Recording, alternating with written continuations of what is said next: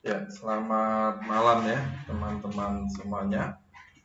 Salam sejahtera buat kita semua. Semoga teman-teman mahasiswa dalam kondisi sehat walafiat, tidak kurang suatu apapun. Ya, ya. Bersyukur pada saat ini kita bisa bertemu kembali dalam perkuliahan kita untuk bimbingan karir ya. Tentu di sela-sela kesibukan teman-teman malam ini harus kuliah ya. Kita belajar sebentar terkait ini ya. Untuk materi hari ini adalah sikap dan kepuasan kerja. Baik, sebelum saya mulai, mohon kesediaannya teman-teman yang sudah bergabung untuk konfirmasi chat di YouTube untuk suara sama tampilannya ya, slide-nya sama suara saya, apakah sudah bisa diterima dengan baik di tempat teman-teman atau belum.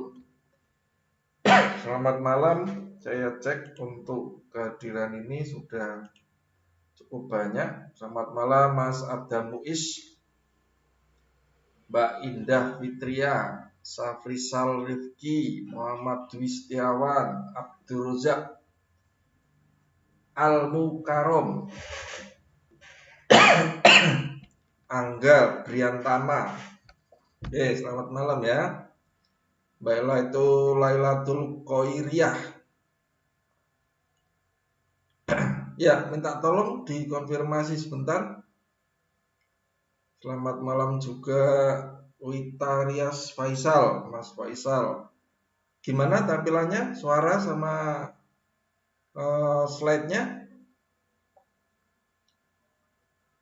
Selamat malam juga Mas Muhammad Arif, Septian Aji, Selaksa, Ayu Devi, Mas Aris Prastio, Mas Sona, Mas Aji juga, Wahyu Adi Setiaji ya. Ya, Mas Rudi juga. Oke, Mbak Safira konfirmasi. Mbak Safira Agustiani memberikan konfirmasi aman Pak, tampilan sama suaranya. Oke, suara oke, video oke. Oke, terima kasih. Baik, teman-teman, hari ini kita belajar. Ya, ini sebenarnya pengalaman ya. Nanti kita lihat pengalaman teman-teman dan juga bisa minimal pengetahuan hari ini untuk menolong kita untuk bersikap dan bagaimana nanti supaya teman-teman bisa sukses. Itu ya. Baik. Kita akan langsung saja. Saya mulai dari sikap. Sikap itu apa? Mungkin juga sudah tahu. Seringkali kita tahu ya. Masih ada hubungannya dengan pertemuan yang kemarin ya, terkait dengan kepribadian ya. Oke, kita lihat ya, apa itu sikap, bagaimana hubungan dengan perilaku, bagaimana kepuasan atau ketidakpuasan berpengaruh pada pekerjaan. Malam hari ini kita akan belajar ini ya. Oke, sekarang kita akan melihat apa itu sikap ya. Sikap atau sering teman-teman juga sudah familiar dengan istilah attitude ya, attitude. Bahkan mungkin lebih sering juga attitude kita dengar di telinga kita daripada sikap. Untuk bahasa Indonesia kita adalah sikap. Nah, apa itu sikap? Definisi sederhananya adalah pernyataan-pernyataan evaluatif, baik yang menyenangkan ya maupun yang tidak menyenangkan terhadap objek atau individu atau peristiwa. Jadi karena definisinya seperti ini, maka sikap itu sebenarnya adalah mencerminkan bagaimana orang, ya, entah itu perasaan seseorang terhadap sesuatu, atau bisa dilihat ekspresi dari orang tersebut itu menunjukkan orang itu seperti apa, ya. Jadi mencerminkan bagaimana perasaan seseorang tentang sesuatu. Karena itu mencerminkan berarti bisa juga sikapnya positif, bisa negatif. Paham ya? Jadi ada dua jenis sikap yang kelihatan langsung, ya, bisa positif, bisa negatif. Oke ya. Kemudian ada sedikit hal, nah ini untuk mengawali ya sebelum saya menjelaskan mengenai teori ini, ada kebenaran kecil teman-teman ya, ada kebenaran kecil di dalam bagaimana kita membuat hidup menjadi 100%. Oke, ya. Ini ya silakan aja diikuti ya. Seandainya jika ini ada huruf-huruf ini A sampai Z, ini kita samakan dengan angka ya 1 sampai 26. Ini kalau kita ya namanya juga ini memotivasi ya, bukan hanya bukan secara ilmiah, ini ya otak-atik gaduh sebenarnya, tetapi ini untuk ya tadi saya bilang ya kebenaran kecil lah. Gitu ya. Jadi apa kata yang bisa membuat hidup Anda 100%? Ya, itu kira-kira kata apa? Karena yang buat ini saya ambil ini dari orang luar ya, jadi pakainya bahasa Inggris gitu ya. Nah, ternyata yang membuat 100% nanti kita akan tahu ya. Ini ada beberapa kata yang menurut orang bisa jadi itu yang jadi 100% ya. Apa itu? Misalnya kerja keras, hard work. Ya, Anda bekerja keras. Hard work ini ternyata ketika kita tambahkan itu hanya 98%. Tidak sampai 100, ya. Kemudian knowledge, pengetahuan. Ya, ternyata ditambah-tambahkan hanya 96%. Oke. Cinta, malah cinta ya, ternyata kecil sekali ya. Love ini ternyata hanya 54%. Oke. Luck, keberuntungan, ternyata malah hanya 47%. Ya, terus apa yang menurut kita ini yang paling penting ya, yang bisa membuat hidup Anda, hidup teman-teman 100%? Atau mungkin uang, money, ya, ternyata 72%. Atau bisa jadi apa ini? Kepemimpinan, leadership. Ternyata juga hanya 89%. Oke. Terus apa? Ternyata jawabannya adalah itu semuanya ya. Jadi apapun masalahnya, solusinya ini motivasi ya sebenarnya ya. Sehingga di dalam beberapa motivator itu nulisnya ini ternyata seperti ini. Ternyata yang bisa membuat hidup Anda, hidup teman-teman ya 100% adalah attitude. Ya, jadi attitude. Ada yang mengatakan bahwa attitude itu adalah segalanya. Attitude is everything, katanya seperti itu. Jadi kalau teman-teman ingin mencapai kesuksesan, mencapai puncak ya,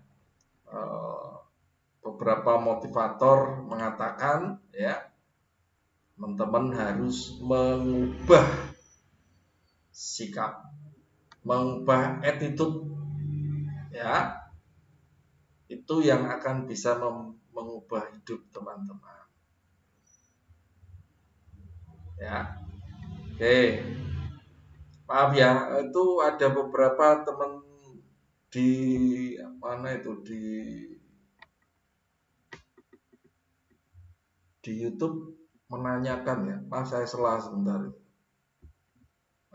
Nanti materinya ini mata kuliahnya apakah ada grup? Ada grupnya. Ya, grupnya jadi grupnya ada di grup non skripsi ya. Oke ya, tak lanjut dulu ya, Mas Vitarias Faisal ya. Oke, lanjut dulu ya. Ya, itu tadi adalah memompa, seolah-olah saya ingin mengajak kepada teman-teman untuk mengubah sikap ya. Karena attitude itu ternyata kalau saya mengatakan bukan segalanya memang ya, tapi itu orang di luar sana mengatakan bisa jadi memang segalanya, everything.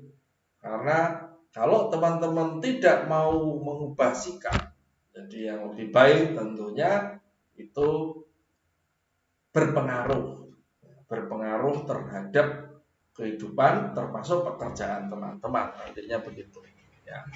Oke, itu tadi sekedar untuk menolong kita ya. Oke, sekarang kita akan masuk kepada komponen-komponennya.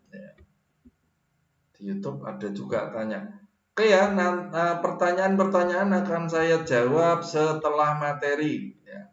Jangan tergesa-gesa bertanya ya. Jadi attitude itu bisa dirubah nggak Pak? Nanti setelah kita jelaskan baru mungkin pertanyaannya nggak perlu dijawab, sudah terjawab nanti ya. Oke, kita lihat di sini ya. Komponen sikap. Nah, komponen sikap itu ada 3. Yang pertama adalah komponen kognitif ya. Kemudian komponen afektif sama komponen perilaku. Komponen kognitif itu apa? Jadi kognitif itu adalah yang terhubung terkait dengan pikiran kita. Itu kognitif. Daya nalar kita. Ya, pengetahuan kita, wawasan kita semua yang terkait dengan pikiran ya. Yang ini akhirnya boleh disimpulkan itu segmen opini atau keyakinan dari sikap. Jadi kita bersikap itu pasti berdasarkan pengetahuan dan apa yang kita tahu. Jadi kita secara kognitif pikiran kita itu berpengaruh nantinya seperti itu terhadap sikap. Jadi keyakinan dari sikap. Saya begini karena ini. Nah, gitu ya. Jadi karena saya tahu ini. Jadi kalau orang yang tidak tahu, tidak mengetahui, pengetahuannya kurang, ya bisa jadi dia bersikap itu dasarnya karena tidak tahu. Oke ya, jadi ini penting juga, penting sekali ya. Tetapi komponen sikap ini di dalam diri kita tiga-tiganya ini berbau. Nanti kita lihat. Yang selanjutnya adalah komponen afektif. Afektif itu apa? Ini segmen emosional, perasaan dari sikap. Jadi kalau kognitif adalah terkait dengan penalaran pikiran logikanya, ya. Kalau afektif adalah perasaan atau emosionalnya, ya. Suka tidak suka, gitu ya, itu istilahnya kayak gitu. Misalnya senang, ya, itu nanti di afektif. Kemudian komponen perilaku, ya, behavioral, ya, behavioralnya itu adalah niat, ya, niat, keinginan. Bahasa yang familiar buat Anda apa ya? Nafsu, ya. Nafsu itu keinginan, ya. Jangan teman-teman pikir nafsu, tuh pikirnya nafsu birahi gitu. Bukan ya, nafsu itu banyak ya. Nafsu itu keinginan. Nafsu itu adalah apa ya? Ya, boleh dikata tekad, niat.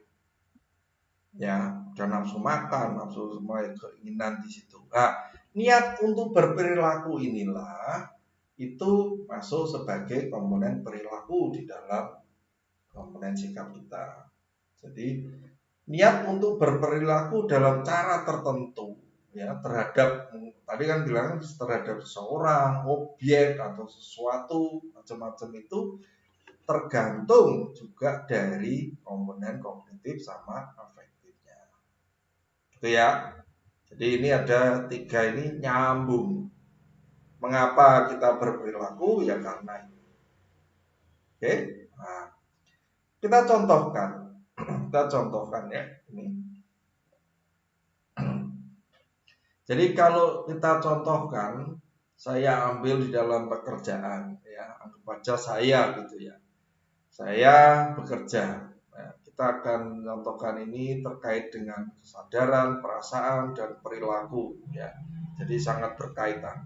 Jadi kesadaran itu terkait dengan logika kita, kemudian perasaan itu terkait dengan emosional kita, kemudian perilaku tindakannya itu adalah apa yang kelihatan yang memang dilakukan. Oke, misal ini dalam sebuah pekerjaan ya, evaluasi pengawas saya ya, pengawas saya itu melakukan evaluasi, kemudian memberi promosi kepada seorang rekan kerja yang tidak begitu pantas. Ini menurut saya ya. Menurut saya rekan kerja saya itu tidak pantas untuk dipromosikan. Karena apa? Menurut saya bila dibandingkan dengan diri saya, mungkin ya dia pekerjaannya lebih bagus saya daripada teman saya tadi. Nah, karena di dalam pengetahuan atau kognitif saya itu seperti itu, maka saya di dalam logika, dalam pikiran saya berpendapat, namanya opini. Menurut saya berarti pengawas saya tidak adil. Paham ya? Pengawas saya tidak adil. Nah, kemudian karena saya memiliki pemikiran seperti itu, maka dalam perasaan saya ada perasaan tidak suka terhadap pengawas saya. Paham? Nah, karena saya tidak suka dengan pengawas saya, maka tindakan saya, ini tindakan saya yang misalnya ini, nanti di akhir itu akan dipilah ya. Ada orang yang diam tapi untung, tapi ada yang kalau dia aktif dia akan keluar atau mencari pekerjaan lain. Saya memutuskan untuk keluar dari perusahaan, mau cari pekerjaan tempat lain. Kenapa? Karena di dalam kesimpulan yang saya dapatkan dari ini ya, yang membuat saya bersikap itu ya, karena saya dapati pengawas saya tidak adil. Saya berpikir kalau saya di sini nanti paling tidak dipromosikan karena pengawas saya tidak adil dan sebagainya. Nah, inilah yang menimbulkan sikap negatif saya terhadap pengawas saya. Jadi saya bersikap negatif. Nah, terkait dengan sikap negatif ini, itu kan ekspresinya macam-macam. Ada orang yang diam, terus pokoknya keluar, gitu. Ada yang modelnya marah-marah dulu, bengkel diungkapkan dulu sama pengawasnya dulu, baru keluar. Ada yang hanya di batin, karena tidak berani terusnya. Nah itu sikapnya. Tetapi negatif tadi itu pasti bisa ya, bisa dinilai ya. Ada orang yang negatif karena masa bodoh itu ya. Tapi dia sudah tidak suka terhadap ini kalau dalam kasus kita ini pengawas tersebut. Itu ya teman-teman. Ini adalah contoh sikap yang negatif. Oke. Nah, sekarang kita akan lihat. Tadi kan ini terus ke perilaku gitu ya. Nah, pertanyaannya adalah apakah perilaku selalu mengikuti sikap? Perilaku tadi kan komponen dari sikap yang terkait niatnya untuk melakukan. Nah, di dalam penelitian yang mengenai sikap ini ternyata ini teman-teman hasilnya. Jadi sikap mempunyai hubungan sebab akibat dengan perilaku urut-urutannya tadi loh. Ya, yaitu sikap yang dimiliki individu itu menentukan apa yang mereka lakukan. Jadi sudah jelas itu. Kalau contoh saya tadi juga itu akan berbeda kalau misalnya memang tepat. Ya toh, evaluasi yang dilakukan itu memang misalnya rekan kerja saya memang bagus dia. Menurut saya pantas dipromosikan. Oh, berarti pengawas saya ini memang objektif, adil, misalnya begitu. Nah, itu kalau kita punya pikiran seperti itu, kita juga akan senang. Walaupun mungkin saya tidak diangkat, tetapi karena dia objektif, saya senang. Berarti orang ini adil. Nah, saya akan termotivasi untuk bekerja lebih baik di situ dan saya tetap di situ. Misalnya seperti itu yang positif. Nah, ini yang dimaksudkan di sini. Paham ya? Jadi sikap mempunyai hubungan sebab akibat dengan perilaku.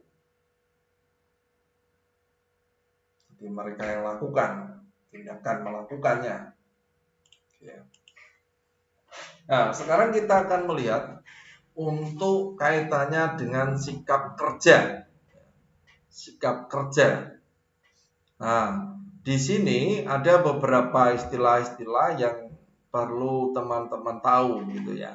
Jadi untuk menolong kita. Nah, sikap dalam pekerjaan itu yang utama sesuai judul di awal ya, sikap dan kepuasan kerja. Nah, orang yang puas itu sebenarnya sederhana. Kalau orang yang sederhana untuk mengetahui bahwa seseorang itu sebenarnya puas dengan pekerjaannya atau tidak, itu bisa dilihat dari perasaan. Jadi perasaan positif tentang pekerjaan seseorang yang merupakan hasil dari evaluasi ciri-ciri atau karakteristik dari pekerjaan tadi ya. Jadi kalau teman-teman mengalami sebuah perasaan senang, ya, perasaan positif, ya, itu tanda-tanda bahwa teman-teman itu puas di dalam pekerjaan. Ya baru di situ. Nah, biasanya kalau kita puas di dalam pekerjaan, itu ada beberapa efek di sana, terutama adalah keterlibatan dalam pekerjaan. Nah, keterlibatan dalam pekerjaan itu maksudnya apa? Di dalam beberapa buku atau literatur dikatakan bahwa tingkat sampai mana seseorang memihak sebuah pekerjaan, berpartisipasi aktif di dalamnya, dan menganggap bahwa kinerja penting sebagai bentuk penghargaan diri. Ini adalah keterlibatan pekerjaan. Nah, biasanya kalau semakin berpartisipasi atau aktif, ya, dan juga menganggap bahwa kinerja itu penting, ya, ini orang tersebut masuk ke istilahnya yang kita lebih sering dengar itu komitmen organisasional. Komitmen organisasi. Nah, komitmen organisasional sendiri memang ada beberapa penjelasan untuk itu nanti, ya. Itu biasanya dipakai, ya, indikator kepada dan keberpihakan terhadap organisasi. Jadi semakin seseorang itu puas kerjanya, kalau saya runtut, ya, dia akan semakin banyak terlibat, semakin memihak pada pekerjaannya, berpartisipasi aktif, yang menimbulkan apa akhirnya?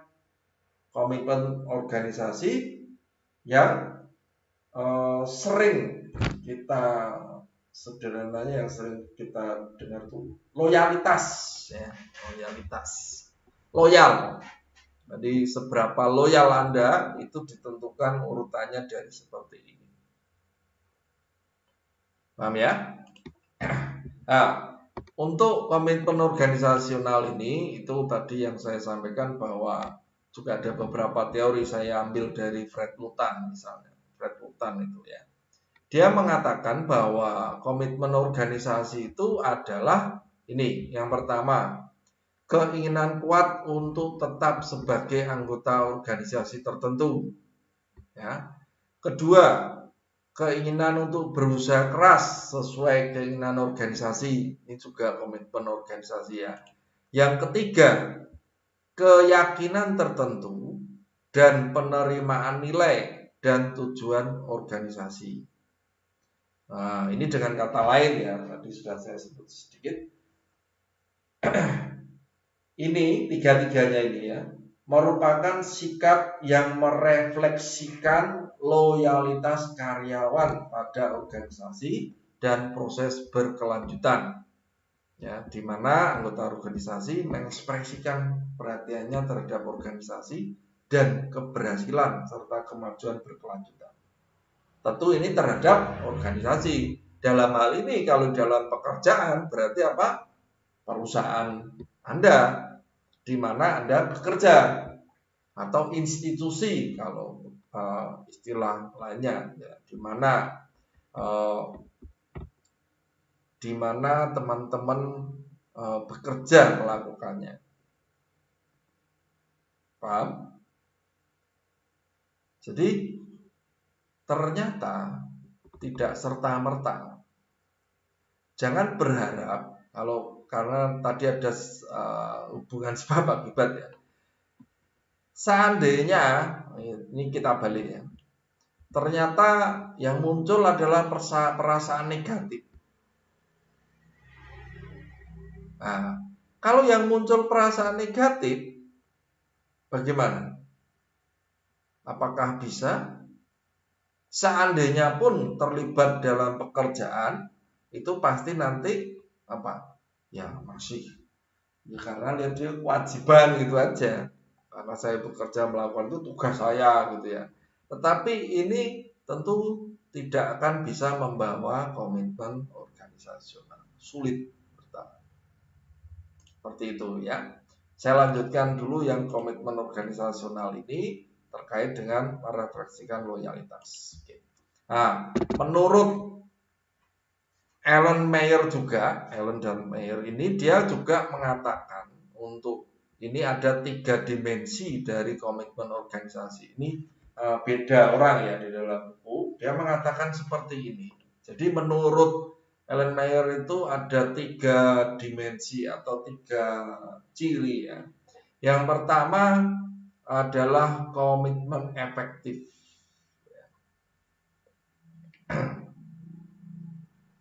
Komitmen efektif. Apa itu? Komitmen efektif itu adalah keterikatan emosional karyawan dan keterlibatan dalam organisasi.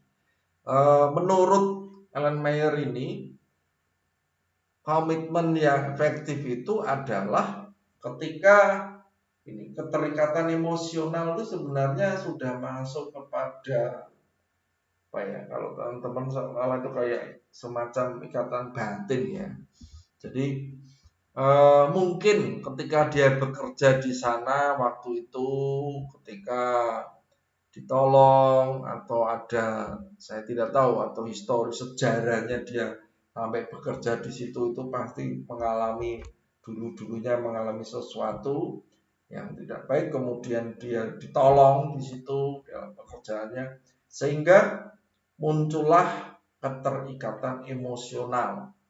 Bisa seperti itu. Kedua, bisa juga keterikatan emosional itu karena ya, dia di dalam pekerjaannya dan lain semuanya, bahkan pimpinannya dan lainnya itu sangat baik, misalnya menolong dia pada waktu susah dalam pekerjaan dan lain sebagainya tadi, sehingga dia ada sesuatu di dalam dirinya itu tetap mau di situ. Nah, ini keterikatan emosional sedemikian, sehingga dengan demikian dia betul-betul ingin memajukan perusahaannya di situ. Dia terlibat, betul-betul terlibat ya untuk kemajuan dari perusahaan tersebut. Ya, itu akibat dari keterikatan emosional. Kemudian ada yang namanya komitmen berkelanjutan. Nah, ini komitmen berkelanjutan. Nilai ekonomi yang dirasa dari bertahan dalam suatu organisasi bila dibandingkan dengan meninggalkan organisasi tersebut. Ini yang disebut dengan komitmen berkelanjutan. Jadi, saya tetap ada di perusahaan itu karena secara ekonomi, nilai ekonomi ya, itu lebih besar. Kenapa? Saya sudah lama di situ. Gaji saya, pendapatan saya sudah tinggi. Kalau saya keluar dari perusahaan tersebut, belum tentu saya mendapatkan gaji yang sebesar pada saat ini yang saya terima. Nah, ini adalah komitmen berkelanjutan. Namun, sangat mudah kadang-kadang terganti ya. Kalau orang itu tidak mempunyai komitmen efektif dalam arti keterikatan emosional dan lainnya, kalau dia hanya memikirkan nilai ekonomi, kadang-kadang perusahaan lain itu sejauh ini ngiming-ngimingi ya, dengan gaji secara nilai ekonomi jauh lebih tinggi dari yang saya terima saat ini. Kadang-kadang orang bisa tergiur untuk berpindah. Jadi ini juga kelemahannya adalah ketika nilai ekonomi menjadi patokan, dia akan pindah. Paham ya? Itu sebenarnya secara dalam tanda petik wajar, normal.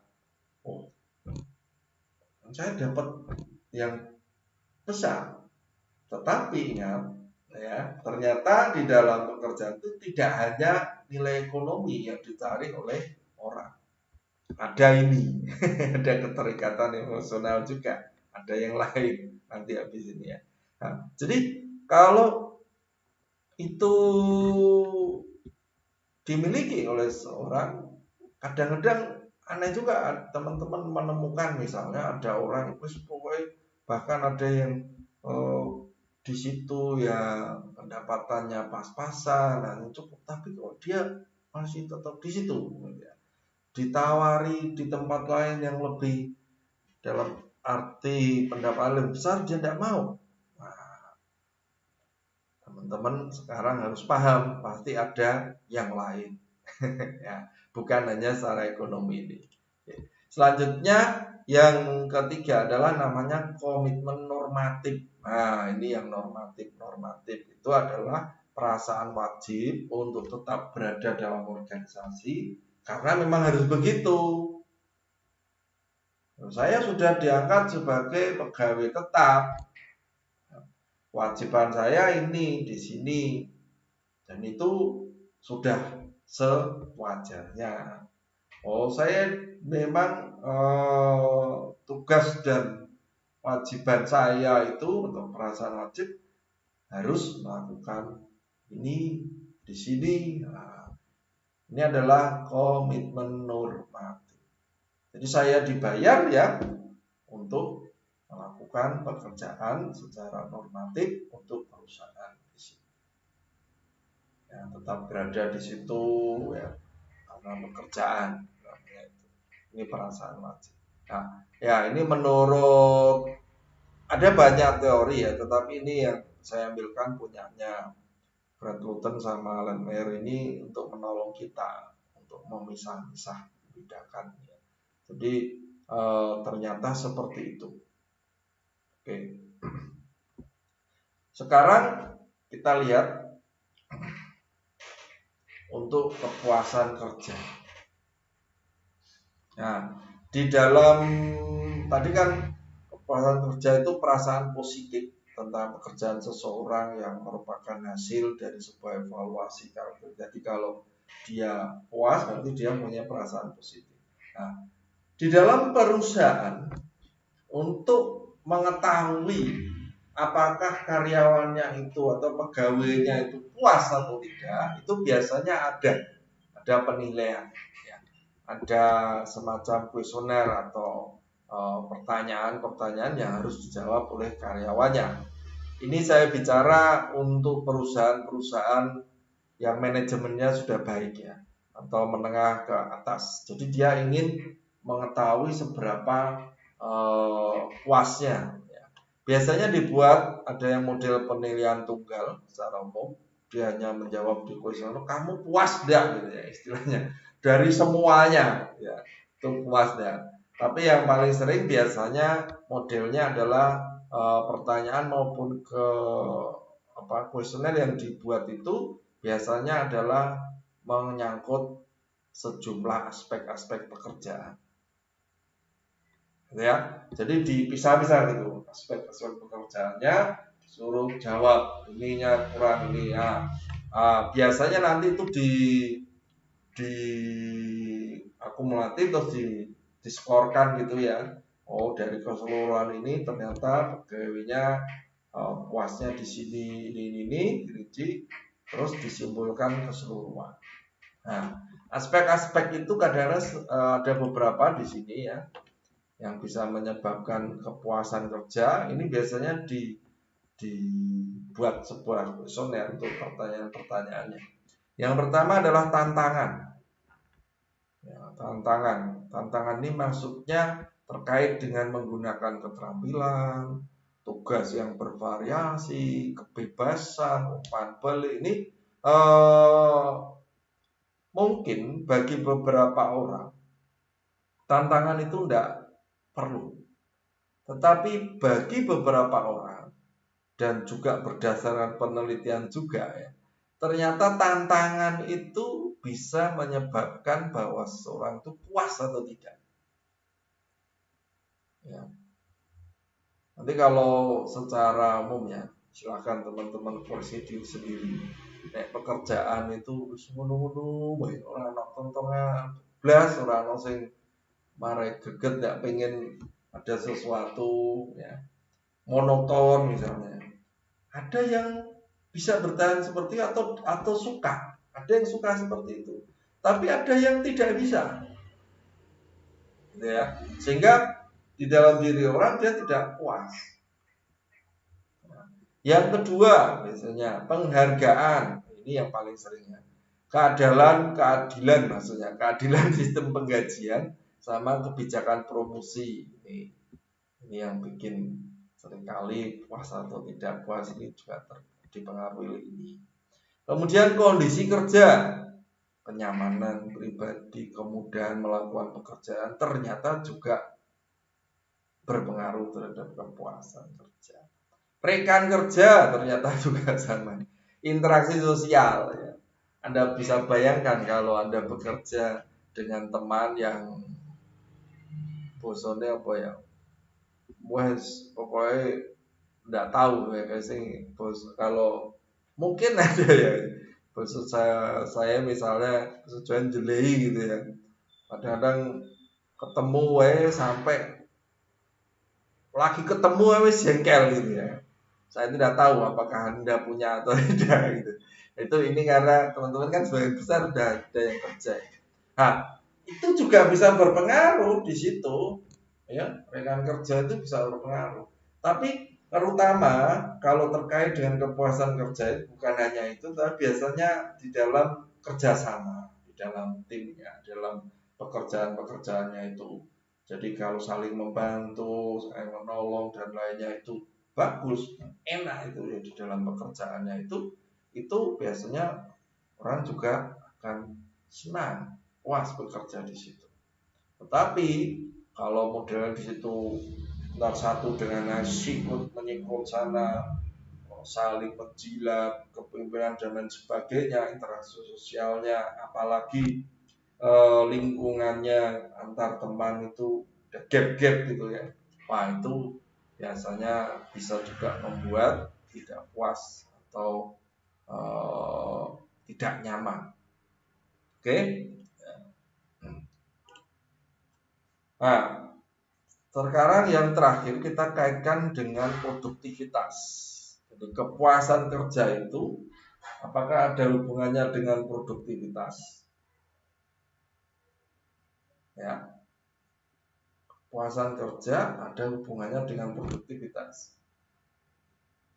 Pandangan awal, logikanya kan gini, kalau kita puas pasti produktif, betul? Ya, kita semangat kerjanya. Nah, itu adalah betul. Tetapi jadi kurang betul ketika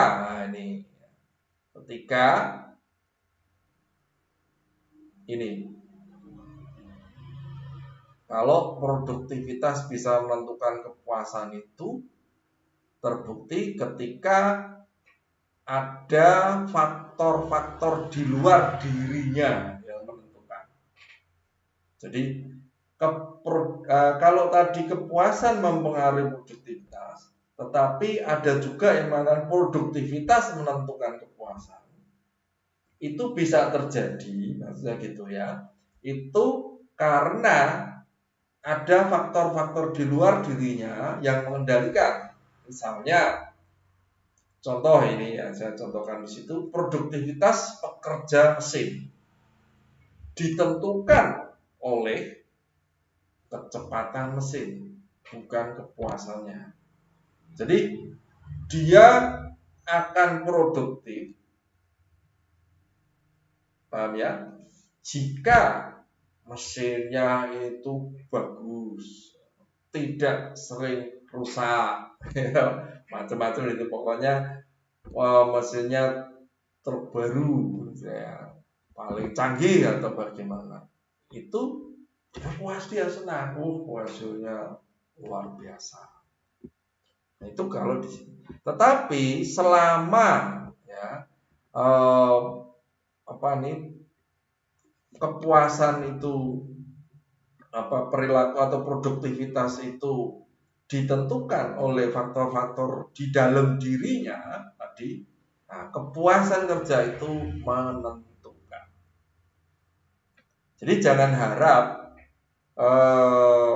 seseorang itu produktivitasnya tinggi kalau dia tidak puas dengan pekerjaannya. Nah, itu kalau yang ditentukan dari diri.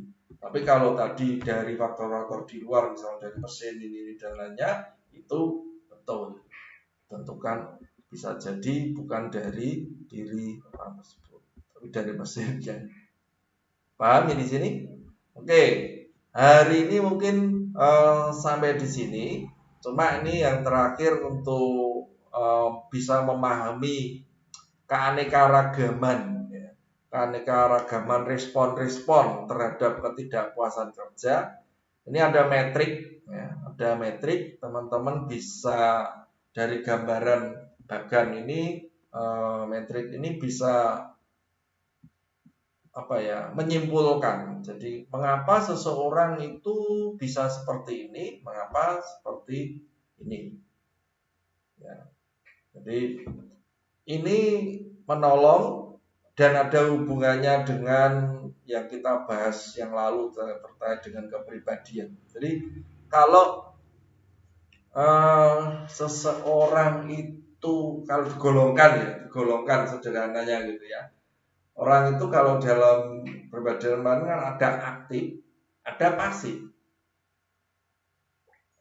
ekstrovert, introvert, paham ya? Nah, sekarang kita akan lihat kalau dia aktif tapi konstruktif, tahu konstruktif? Konstruktif itu orangnya itu lebih apa ya gambaran cara berpikirnya itu positif. Jadi untuk dia lebih kepada memikirkan kemajuan. Nah, kalau yang destruktif itu apa ya? Kecenderungannya itu pesimis gitu ya. Kalau ini dia maju itu konstruktif maksudnya.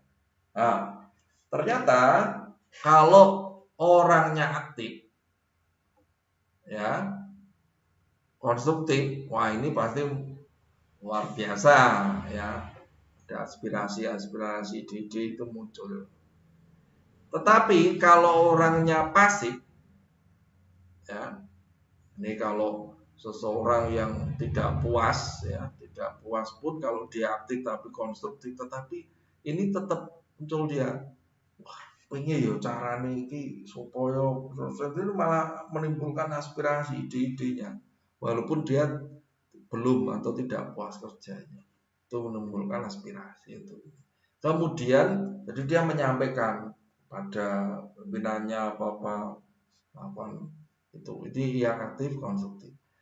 Tapi kalau pasif tapi konstruktif biasanya orangnya ya setia, menimbulkan kesetiaan walaupun tidak puas. Paham? Nah ini yang tadi gambaran contoh negatif yang paling jelas ya. Aktif, destruktif, mesti metu keluar. Ya. Nah, kalau pasif destruktif ini namanya masa bodoh, pengabaian. Orang itu wis pokoknya sore gajine mene wis usahane ngono. Apa ya bahasanya harus satu. Luweh lah, luweh. Bahasanya luweh. Nah, ini teman-teman. Nah, gambaran ini semuanya ya ternyata saling terkait. Ini respon-respon tidak puasan kerja. Oke, sampai di sini dulu terkait dengan sikap dan ketidakpuasan kerja. Saya kasih waktu kalau teman-teman yang mau komunikasi silakan, kalau mau tanya jawab ya. Kalau mau bertanya monggo, kalau bisa saya jawab, enggak bisa ya diguleke kok jawabane nek maca-maca meneh ya. Dosen ya cuma intinya tahu lebih dulu aja ya, belajar. Bisa jadi teman-teman lebih tahu ya. Oke, saya buka yang di YouTube, pertanyaan-pertanyaan di YouTube ya. Tadi itu ada yang tadi minta yang Pak Iwan nanti materi share. G. Oke, Mas Faisal share ya. Di grup umum aja ya, di grup non skripsi. Soalnya kalau saya kemarin tuh nek dikumpul ke ya podo wae to, semua kan jadi satu ya di situ. Kemudian attitude itu bisa dirubah nggak Pak? Yuk, jelas bisa. Mas Imananda Putra Ditama. Memang harus dirubah kalau negatif ya. Jadi ini nanti kalau teman-teman sudah paham ini sedikit banyak, semoga bisa mengubah sudut pandang ya. Jadi kalau kita melihatnya cara pandang kita itu setelah belajar kepribadian yang kemarin, kemudian kita tahu sikap itu seperti apa.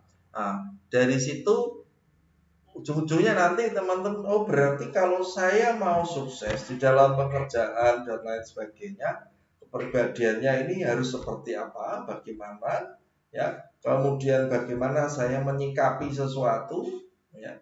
cara pandangnya itu penting ya. Kalau sikap kita itu selalu negatif, ya jangan harap bisa maju ya. Oke, terus lanjut. Hadir isinya ada pertanyaan. Oke, ada pertanyaan? Kalau tidak ada, berarti sudah cukup jelas semua ya.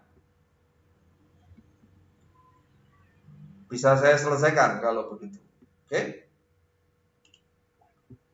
Ya teman-teman. Karena udah kelamaan mungkin ya, 1 jaman sudah enggak. Jadi sudah cukup. Baik. Kalau begitu saya akhiri pertemuan kita pada malam hari ini. Matur nuwun. Salam sehat, tetap semangat ya. Semoga semuanya bisa ya bermanfaat lah ya. Minta maaf buat mungkin kalau ada tutur kata saya yang kurang berkenan ya, mohon dimaafkan. Baik, sampai di sini. Selamat malam. Tuhan memberkati kita semua. Amin.